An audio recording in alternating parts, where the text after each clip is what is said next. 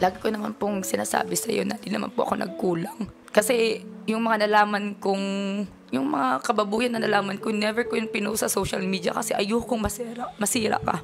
Ayokong lumubog ka. Ayokong hindi ka makabangon. Kasi gusto kong mag-grow ka. So ang nangyari, eto pa, lahat ng pagtatakip ko sa'yo, lahat ng mga hindi ko sinabi sa'yo, gumagawa ka ng mga, eto nga, mga pagpo-post mo sa akin, pag-aaras mo sa akin. Sa post po ni Mr. Franz Angelo Dizon, hindi po yun totoo. Wala po akong ka-live-in. Kahit i-background check niyo po ako sa amin, yung sobrang strict po ng parents ko. Ang aging unang kasama ko lang po talaga siya po.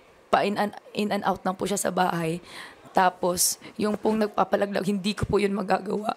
Never po kasi okay na ako sa buhay ko. Kaya ko na pong buhay, nagpapasahod nga po ako ng ilang tao. Tapos yan po yung magagawa ko sa sarili ko po. Sarili kong anak, hindi ko po yun magagawa. Ang tatay ko po gusto na pong magkaapo sa totoo lang sa akin. Ako gusto ko rin naman mag-settle down. Alam po yan ni Sir Franz. Alam mo po yan. Tapos yung may sinabi pa doon na yung nag-ano nga po kami, attorney, na yung ibang pangalan daw yung sinabi ko. Hindi po. Kasi sa buong pagsasama po namin, attorney, lahat ng mga sinabi niya na kung sino ang i-block ko, ginawa ko po yun. Sobrang matino ako sa relasyon namin. Wala akong ginawa. Sige po, kakausapin na lang po namin kayo doon, ma'am. And